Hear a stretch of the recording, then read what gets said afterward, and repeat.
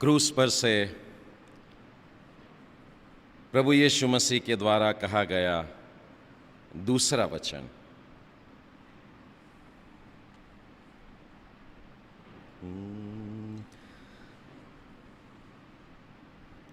और ये दूसरा वचन जो है ये प्रभु यीशु एक व्यक्ति से कह रहे हैं।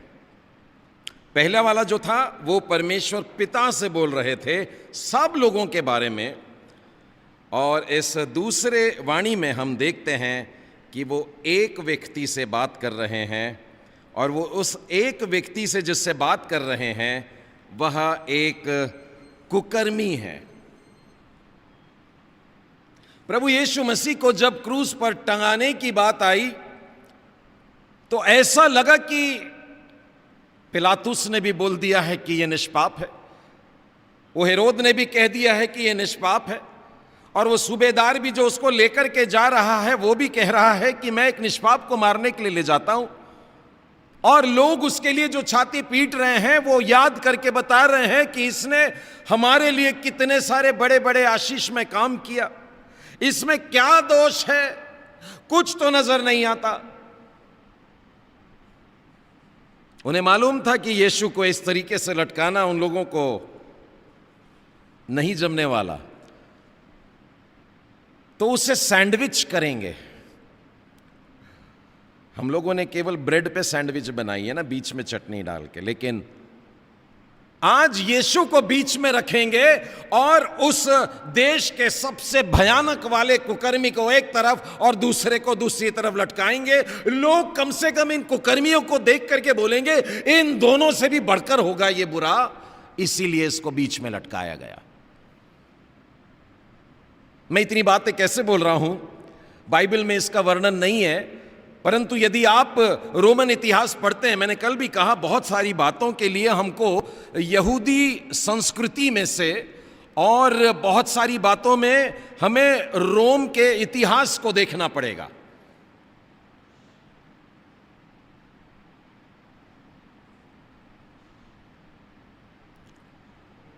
और यदि आप प्रभु यीशु मसीह के बलिदान की घटनाओं को वहां ढूंढने जाएंगे तो यीशु के बलिदान की भी बात लिखी है, और कौन से पेड़ की लकड़ी पर वो लटकाया गया था उस लकड़ी का भी नाम है, और ये दोनों कुकर्मी जो उसके दाएं और बाएं लटकाए गए थे उनका भी नाम है, देमास और गेस्तास, और यहां तक कि उन पर क्या आरोप लगाए गए थे वो भी लिखा है। They were murderers, actually revolt कर रहे थे वो रोमी सेना को पलटने की कोशिश में, देशद्रोह के इल्जाम में, परंतु इसमें उनको मर्डर में दोषी पाया गया था, हत्यारे पाया गया था, और हत्या में दोषी पाए जाने के कारण उनको लटकाया गया है, और यीशु को उनके बीच में लटकाया गया। और ये दोनों कुकर्मी ऐसे, बाइबल बताती है, लोग जो उसकी हंसी मजाक उड़ा रहे थे यीशु की, उनके साथ में ये दोनों भी शामिल हो गए। मौत इनको भी आनी है थोड़ी देर में, अपनी मौत के करीब आकर के लोग थोड़े से तो संभल जाएं, परंतु ये कुकर्मी हैं, और ऐसे कुकर्मी हैं कि वे भी प्रभु यीशु मसीह का मजाक उड़ा रहे हैं दोनों। लेकिन जैसे जैसे समय बीत रहा है, और विशेष करके पहली वाणी अभी सुने हैं, तो ये दोनों कुकर्मियों ने भी प्रभु यीशु के मुंह से क्षमा का शब्द सुना है। अब इनमें से एक ठिठक गया, हाय क्षमा, क्षमा मिल सकती है, मरता हुआ आदमी और क्या मांगे। कहते हैं ना, डूबते हुए को एक तिनके का सहारा मिल जाए बस।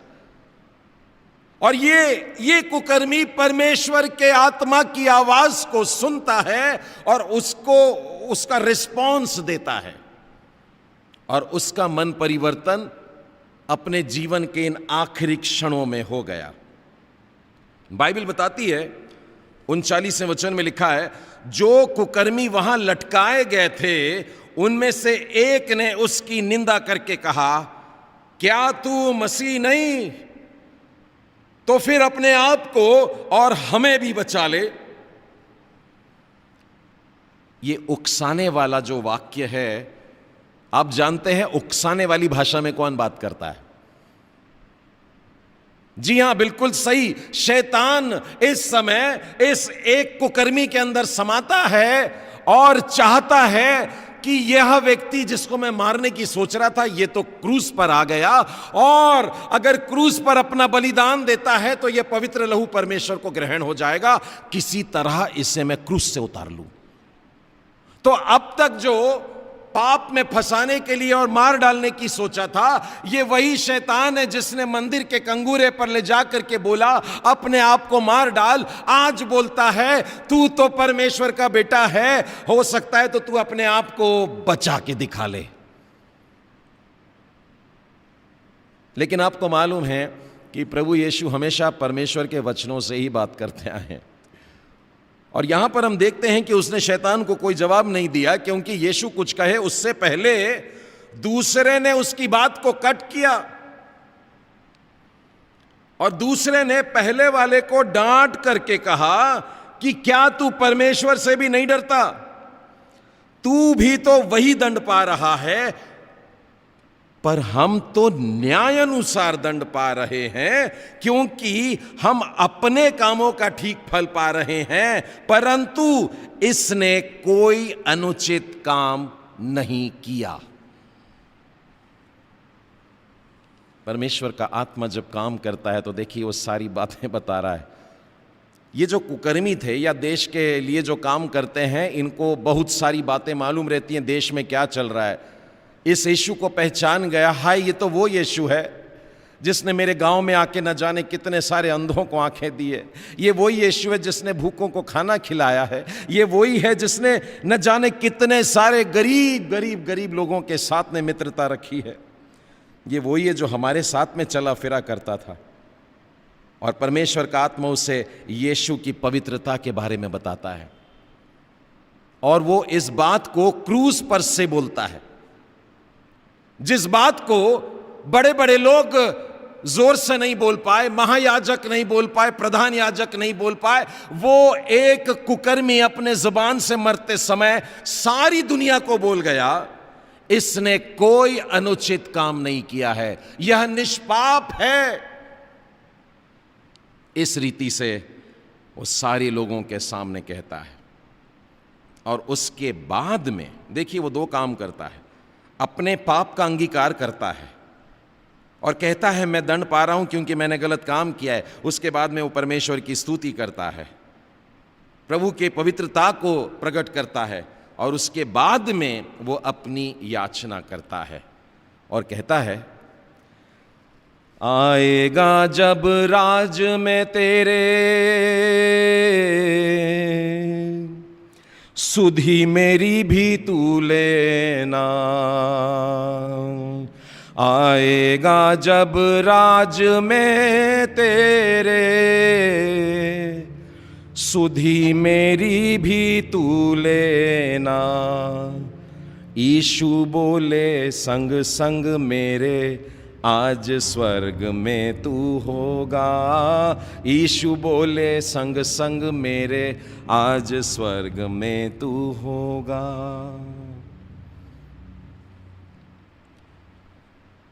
एक मरते हुए कुकर्मी के लिए इससे बड़ी बात और कोई नहीं कि उसे अनंत जीवन का आश्वासन मिला प्रभु के साथ में। यीशु ने उससे क्या कहा, मैं तुझसे सच कहता हूं। सुसमाचार में मैंने कई बार देखा कि प्रभु यीशु ने इस वाले फ्रेज का उपयोग किया है, यानी साधारणतः बहुत सारी बात बोलते थे, लेकिन कभी कभी ऐसी बात बोलते थे जिस पर विश्वास करना बहुत कठिन होता है। वहां पर यीशु ने यह शब्द डाला है, मैं तुझसे सच कहता हूं, या मैं तुझसे सच सच कहता हूं। यानी मैं अभी जो बोलने जा रहा हूं तो उस पर शायद विश्वास नहीं करेगा, परंतु सच बोल रहा हूं, ध्यान रख।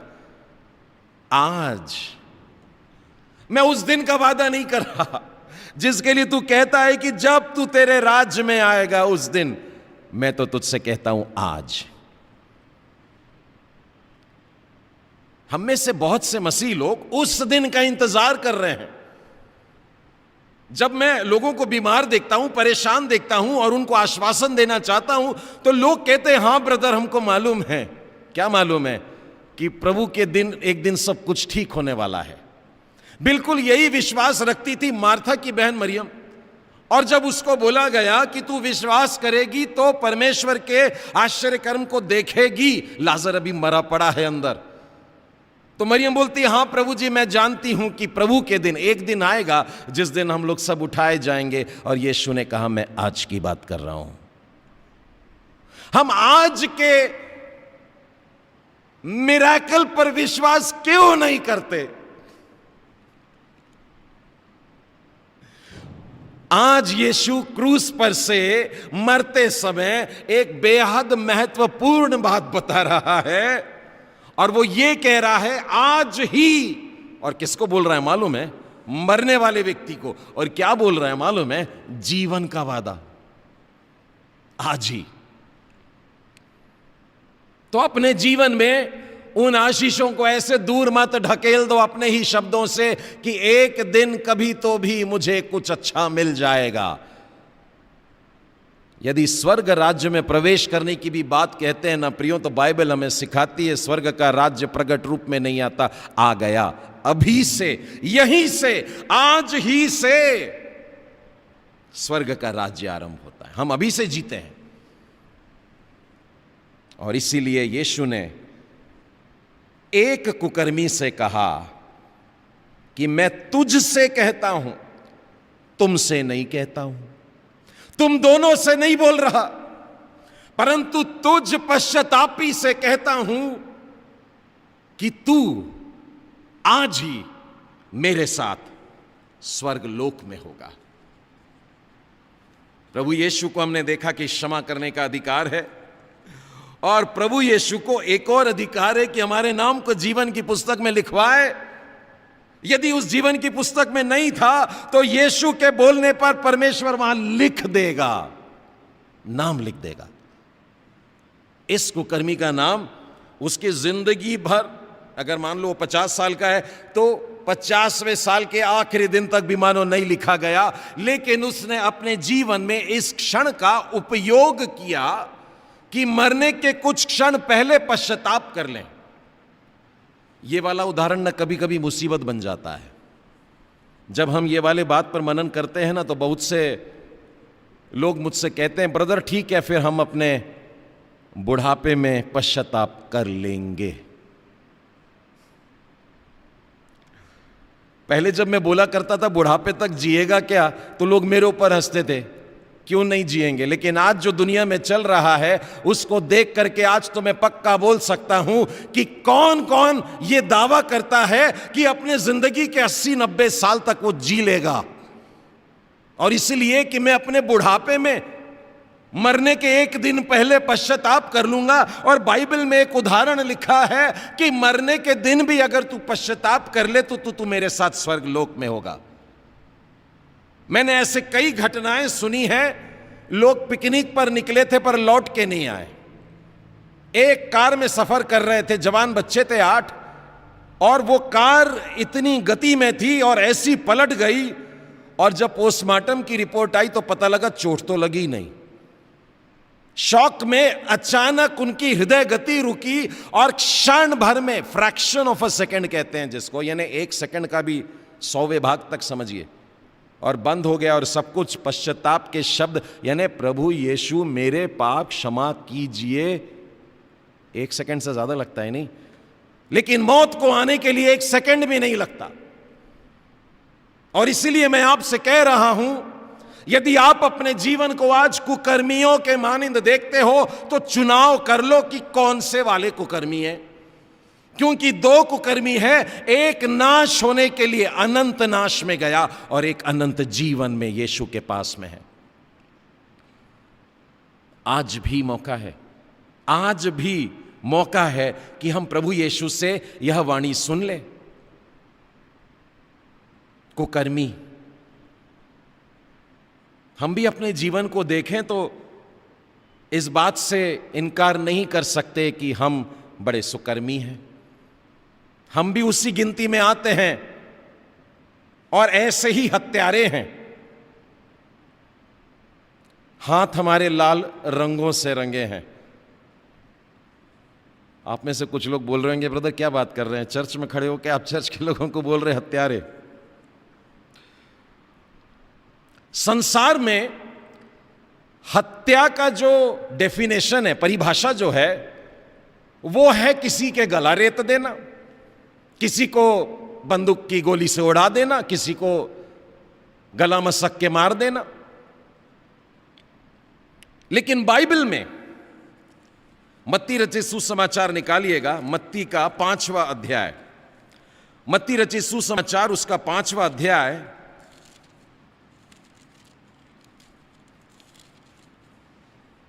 इक्कीसवें वचन को देखते हैं। 21 और 22 देख लेंगे। मैं उन लोगों के लिए बताना चाहता हूं जो कहते हैं हमने तो कोई मर्डर नहीं किया। तुम सुन चुके हो कि पूर्व काल के लोगों से कहा गया था कि हत्या न करना, और जो कोई हत्या करेगा वह कचहरी में दंड के योग्य होगा। अब 22वें वचन को बहुत ध्यान से सुनना। परंतु मैं तुमसे यह कहता हूं कि जो कोई अपने भाई पर क्रोध करेगा वह कचहरी में दंड के योग्य। एक मिनट, ऊपर क्या लिखा है? कचहरी में दंड के योग्य कौन है? जो हत्यारा है। ठीक है, तो अब प्रभु ने बताया है कि जो क्रोध करेगा वो हत्यारा है, और जो कोई अपने भाई को निकम्मा कहेगा वो हत्यारा है, और जो कोई कहेगा अपने भाई से अरे मूर्ख वो हत्यारा है, और वो नरक की आग के दंड के योग्य होगा। इन्हें संसार की कचहरी तो छोड़ ही दो, यहां पर तो यह भी बताया है कि परमेश्वर की जब कचहरी बैठेगी और अनंत दंड दिया जाएगा तो ऐसा जन नरक की आग के दंड के योग्य होगा। तो 3 शब्द हैं यहां पर, गौर करिएगा। अब फिर से पूछूंगा कि हम में से क्या कोई हत्यारा है? जिस किसी ने अपने किसी पर क्रोध किया है वो हत्यारा है। क्रोध करना यानी चिल्लाना, भड़काऊ भाषा में चिल्लाना, चिल्ला करके जो आवाज उनकी है उस आवाज से ऊपर बोलना, और अगर उसने आवाज चढ़ा दिया तो अपनी आवाज को और चिल्ला करके बोलना। यहां भाई लिखा है, यह बहन पर भी लागू होता है, ये पति पर भी लागू होता है, ये पत्नी पर भी लागू होता है, ये बच्चों पर भी लागू होता है। मैं बच्चों को भी देखता हूं, आजकल माँ बाप पे बड़े चिल्ला देते हैं, जोर से चिल्ला देते हैं, मम्मा पापा पे क्रोधित हो जाते हैं और यहां तक बोल जाते हैं मम्मा पापा अच्छे नहीं है। क्रोध, देखिए किस उम्र से हत्या करना शुरू हो जाती है। तो जो क्रोध करेगा वो हत्यारा है, और कहां जा रहा है देख लीजिए। उसके बाद में लिखा है जो कोई अपने भाई को निकम्मा कहेगा। निकम्मा का मतलब क्या होता है? कोई काम का नहीं, यूजलेस। अर्थात यदि आपने अपने किसी को इंसल्ट किया है तो आप हत्यारे हैं। बाइबल बताती है कि सिर्फ क्रोध करना ही हत्या नहीं, परंतु किसी का अपमान करना भी, इंसल्ट करना भी हत्या के बराबर है। हम लोग कलीसिया में एक दूसरे के सहायक होना चाहिए कि जब कोई प्रभु के काम को थोड़ा आगे करे तो बजाय उसको पीछे खींचे, हम उसकी सहायता करके उसको एक कदम और आगे बढ़ाएं।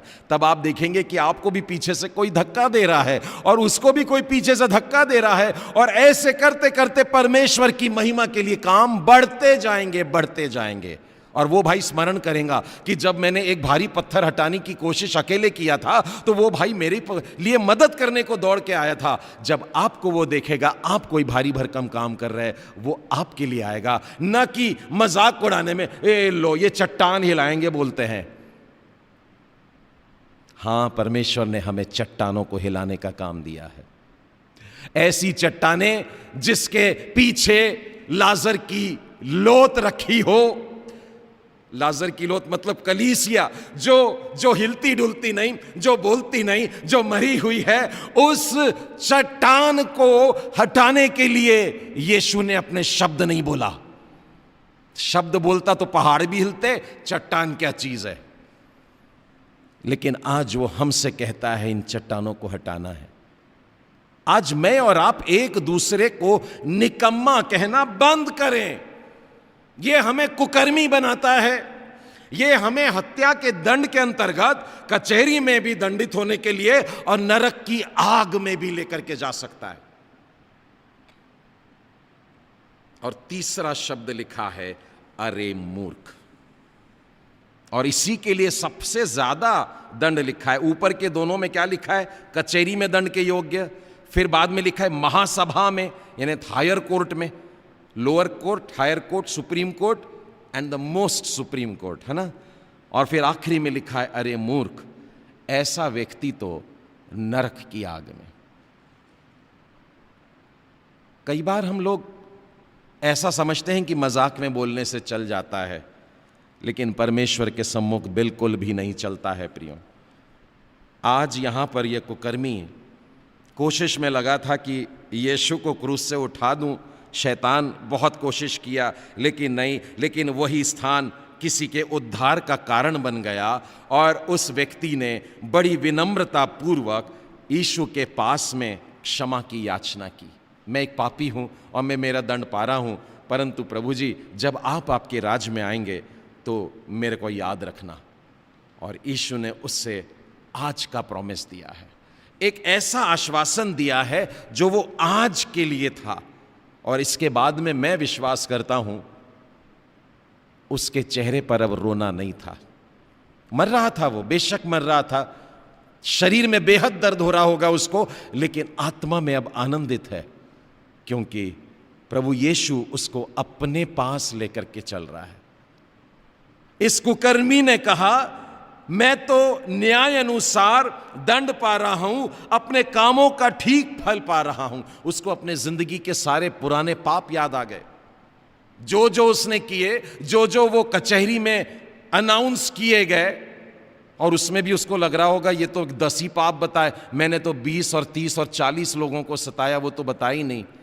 पर वो जानता था प्रभु यीशु को मेरे वो सब पाप मालूम है, परंतु प्रभु यीशु ने जिस प्रेम से कहा उससे एकदम स्पष्ट हुआ कि जो पाप तूने कल तक किया था वो भी मैं माफ करता हूं। मेरी और आपकी जिंदगी में प्रभु आज ये शब्द अगर कह दे तो उसके प्रॉमिस में मेरे और आपके जीवन के सारे पुराने पापों की क्षमा है। और आज 2 अप्रैल 2021 आज के भी पापों की क्षमा वो करता है। और बाइबल तो बड़े अद्भुत तरीके से ये भी बताती है कि यीशु के आने के दिन तक भी अगर तेरे से कोई गलती होने वाली है तो प्रभु यीशु ने उसके लिए भी तुझको माफी दे रखी है। एक बड़ा विचित्र प्रॉमिस है परमेश्वर की ओर से, यह आश्वासन है। और ये क्यों है? क्योंकि ये पिता ने दिया हुआ प्रॉमिस है। यूहन्ना के पहले अध्याय के बारे में वचन में लिखा है कि जो कोई उसके नाम पर विश्वास करेगा वह उसे परमेश्वर की संतान होने का अधिकार देगा। उसके नाम पर विश्वास करने वाले, उसके नाम पर विश्वास करना यानी क्या? हमने पहले वचन में देखा, उसके नाम पर विश्वास करने के कारण, उसके नाम के कारण ही हमें परमेश्वर क्षमा करता है। तो हम जब उसके नाम पर विश्वास करते हैं, क्षमा करने वाले नाम पर विश्वास करते हैं, तो वह हमें पूरी रीति से क्षमा करता है। तो इस दूसरी वाणी में हम क्या सीखते हैं? परमेश्वर के वचन का सत्य हमारे सामने है, क्षमा करने वाला प्रभु यीशु हमारे सामने है। हम इस वचन पर, इस सत्य के वचन पर हम लोग विश्वास करें। हम हवा में न चलते रहें, स्वप्न की बातें न करें कि महसूस होने वाली बात अच्छी बात, परंतु परमेश्वर के पुत्र यीशु के द्वारा दिया हुआ यह आश्वासन कि तू आज ही मेरे साथ स्वर्गलोक में होगा। आइए हम प्रार्थना करें। प्रेमी परमेश्वर पिता, प्रभु यीशु के द्वारा क्रूस पर से कहे गए इस दूसरे वचन के लिए प्रभु हम धन्यवाद देते हैं, जो उसने एक पापी जन के लिए कहा, क्योंकि उसने पश्चाताप किया था। हमारे लिए भी मार्ग खुला है, और हम भी पश्चाताप करना चाहते हैं और प्रभु आज करना चाहते हैं, क्योंकि हम में से कोई नहीं जानता कि क्या कल का दिन मैं देख पाऊंगा। हम अपने बुढ़ापे तक भी पहुंचेंगे या नहीं, हम नहीं जानते।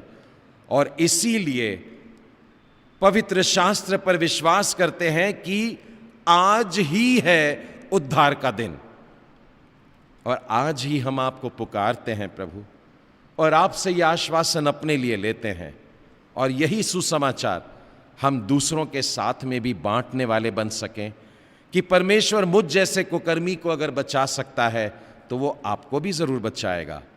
और ऐसा करके हम परमेश्वर के राज्य को इस संसार में और फैलाएं। ये प्रार्थना प्रभु यीशु मसीह के नाम में मांगते हैं, सुनो ग्रहण कर, आमीन।